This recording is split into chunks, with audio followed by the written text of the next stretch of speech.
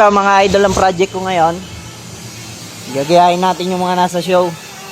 Ito yung stub. Kaya inispatan ko lang muna kasi kinukuha ko yung tamang sukat. Sinurbol ko na. Dati tinatanggal ko yung positive lang ng battery. Ngayon sinama ko na yung CDI. Magkalapit lang. Gasino lang naman tanggalin. Yan. Tapos takpang ko lang to dito. Yung tapalodo. Update ko kaya pag natapos na.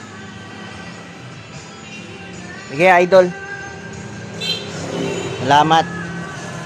Idol. Nakuha rin yung tamang ano.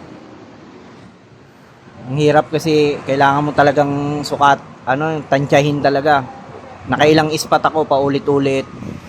Hindi ko makuha yung tama.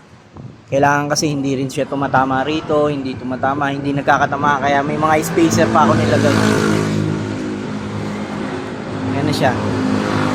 Tapos hinanap ko pa yung katulad nung ito, kailangan nakapwestong ganyan.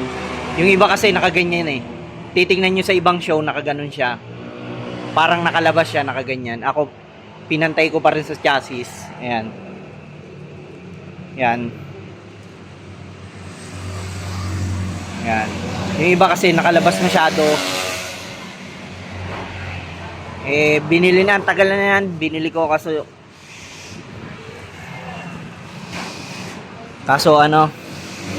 yung bracket ng stabilizer, kaso wala yung welding.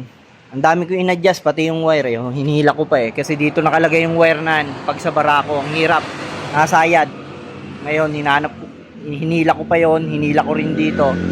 Yan yung sa brake light na lang ang kinapos yan, kapos brake switch yan sa likod.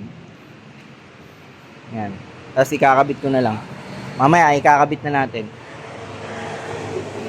Sa likod ko nilagay ito, dapat dito yan ito sa harap, nasa harap ko sana ilalagay. Ang problema, tumatama pag nandito siya, tumatama doon sa tangke, nagalaw yung tangke, sumasabit.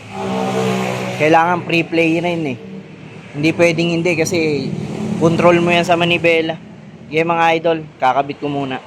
Ayan na siya, tapos na, nakabit ko na lahat. Kaso sobrang dumi ng unit at bumabagyo kahapon. Ang dami ko pang dinadaan ng baha. Ang hirap pag pan-daily. Talagang alagain ng mga parts. Mga alloy parts, alagain pagka daily. Tayo kasi kahit papano, gusto natin, magaya natin yung nakikita natin sa TikTok, yung mga nasa show. Naiinggit tayo. Kaya kahit papano, kahit pan-daily lang natin, sinasabayan natin sila kahit papano. Kahit hindi masyadong mabigat yung pyesa, importante nagagawa naman natin. Tapos syempre masaya ako kasi ako lang din yung nagawa, less labor sa lahat. Hindi naman tayo mekaniko. Kung may konting lang, pag nakita lang natin yung picture sa TikTok, yung mga video, tinitingnan ko lang maigi, tapos bahala na akong dumiskarte kung paano gagawin. Yan. Linis na lang to. Okay na, yan na. Bibili akong all-ins na stub para malaki tignan. Ang liit yan Pag sa labas ko kasi nilagay itong stub, yung pinaka ito, pwede rin yan dito, kaso doon ko lang nilagay para pareho. Yan. Tatama dun sa tangke.